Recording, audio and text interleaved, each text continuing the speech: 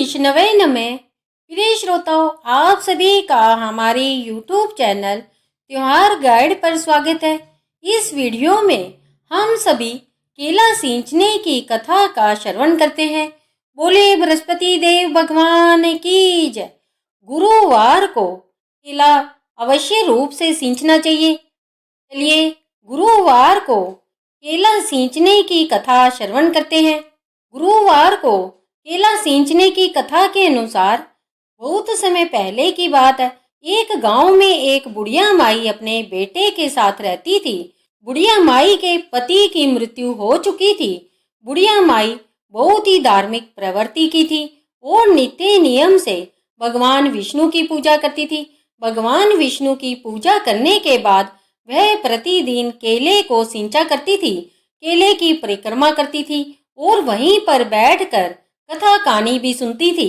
बुढ़िया माई ने अपने बेटे को बड़ी मेहनत मजदूरी से पाल पोस कर बड़ा किया था। बेटा बड़ा हो गया तो वह अच्छा कमाने लगा तो बुढ़िया माई ने सोचा कि अब मुझे अपने बेटे का विवाह कर देना चाहिए। बुढ़िया माई ने एक सुंदर लड़की देखकर उसका विवाह कर दिया।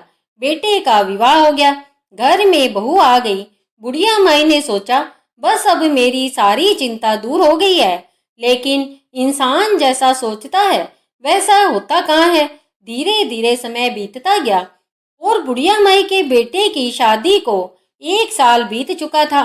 1 साल तक तो सब कुछ घर में ठीक ठाक रहा, लेकिन जब उसके बेटे की बहू को सास का यो पता चला कि यह रोज ही पूजा पाठ करती है और पूजा पाठ में ज्यादा ही खर्चा करती है, तो बहू के मन में यह बात आई कि माता जी तो रोज सुबह सुबह पूजा पाठ करने लग जाती है, घर के किसी काम काज में हाथ नहीं बटाती, सोने भी नहीं देती और घी के दीपक का भी अलग से दान करती है। इसका क्या मतलब, इससे क्या होगा, ये हमारे क्या काम आएगा।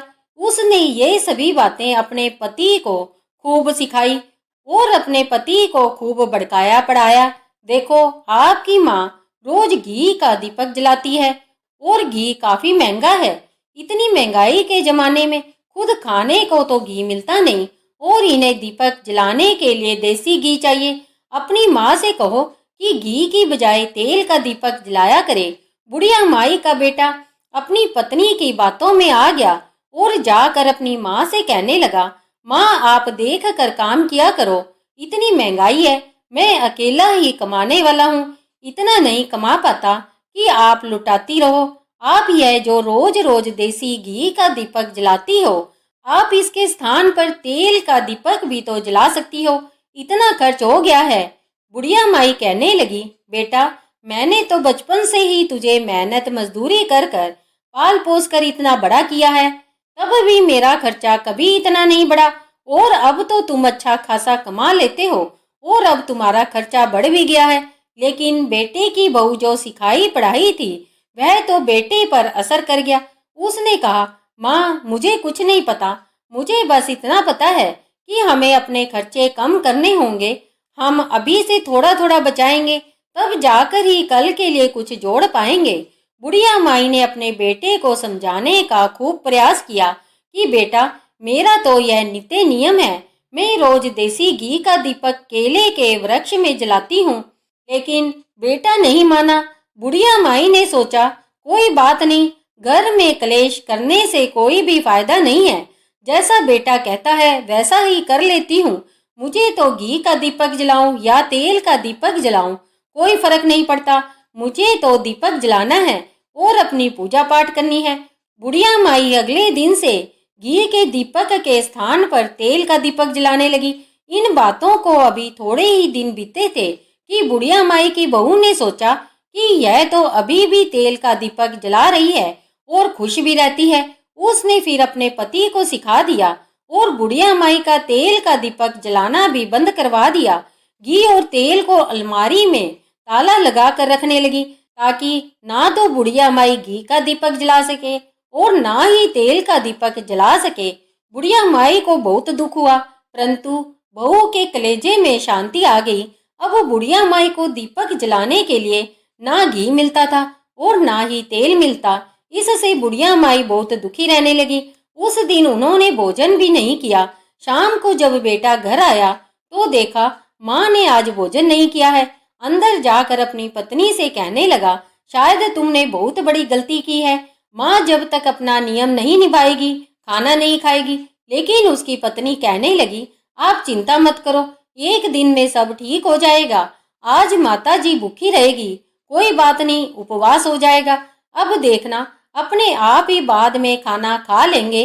अपनी पत्नी की बातों को बुढ़िया माई के बेटे ने सुना, लेकिन उसका मन नहीं माना। खाने की थाली लेकर अपनी माँ के पास पहुंचा। कहने लगा, माँ इस तरह कब तक गुस्से में रहोगी? लो खाना खा लो। अगर तुम खाना नहीं खाओगी तो बीमार पड़ जाओगी। लेकिन बुढ़िया माई तो अंदर से दुखी थी। आज सालों बाद उसका नित्य नियम टूटा था, लेकिन उन्होंने अपने बेटे को कुछ भी नहीं कहा। बेटे से बोली, बेटा तू जा, मुझे भूख नहीं है, मेरा मन खराब है। तू ऐसा कर, खाने की थाली मेरे कमरे में रख दे, जब मेरा मन करेगा तब मैं खाना खा लूंगी। बुढ़िया माई के बेटे ने खाने की थाली अपनी माँ के कमरे में रखी, परंतु ऐसे ही दिन बीत गया।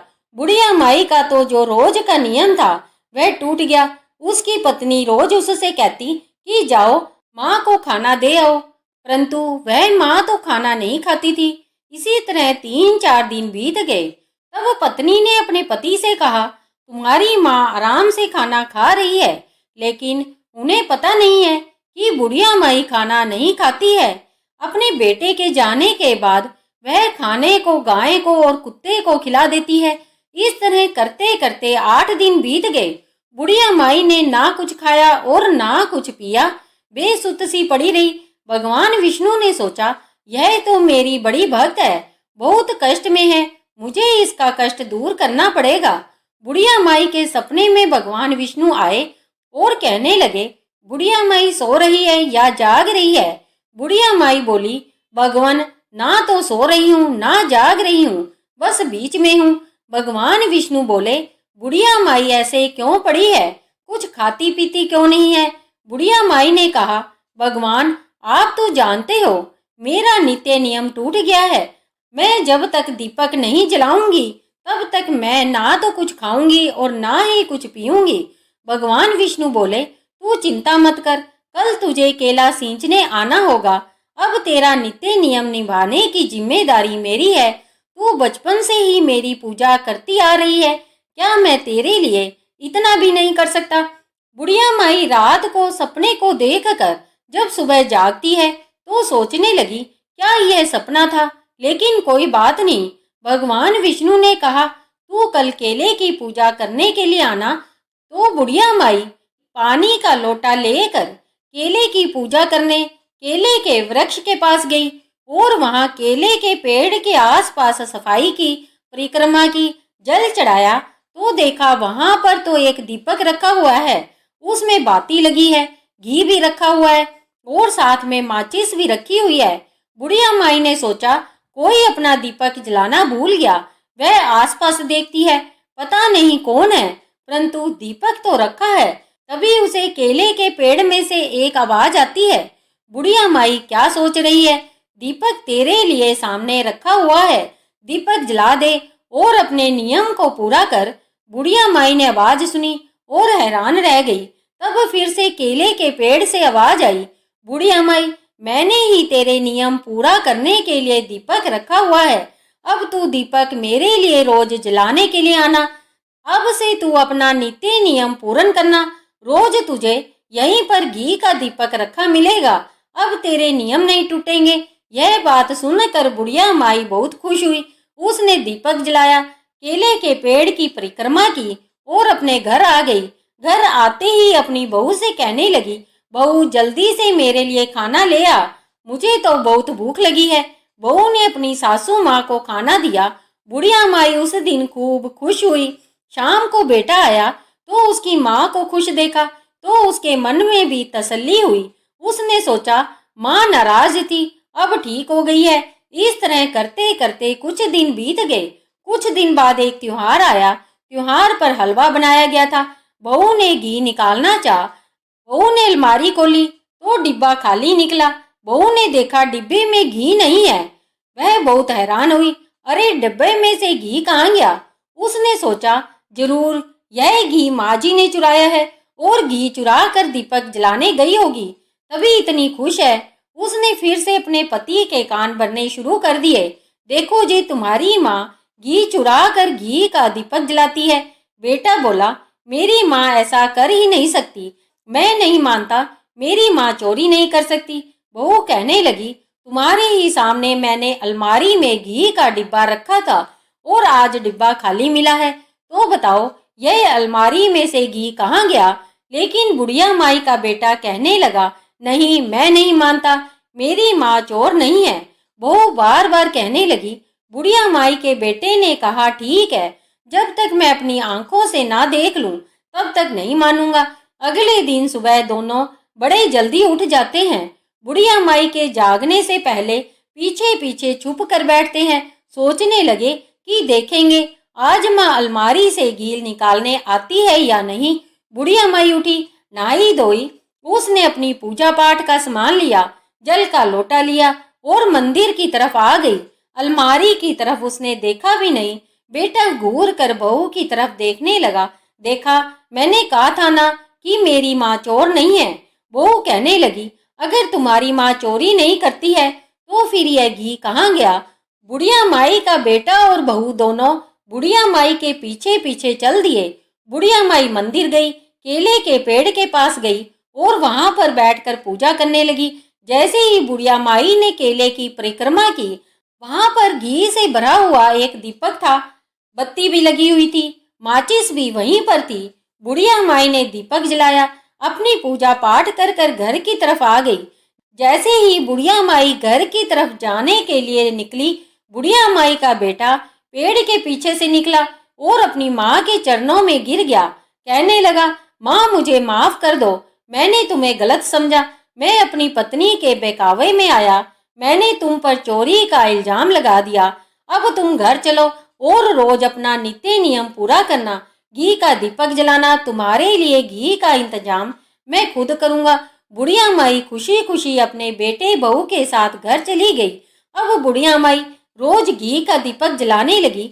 बुढ़िया माई घी का दीपक जलाती और जैसे ही डब्बे में से घी निकालती, जितना वह घी निकालती उससे 4 गुना अधिक घी उस डिब्बे में जमा हो जाता। अब वह डिब्बा कभी भी खाली नहीं हुआ। यह सब देख कर बहू और बेटे को विश्वास नहीं हुआ।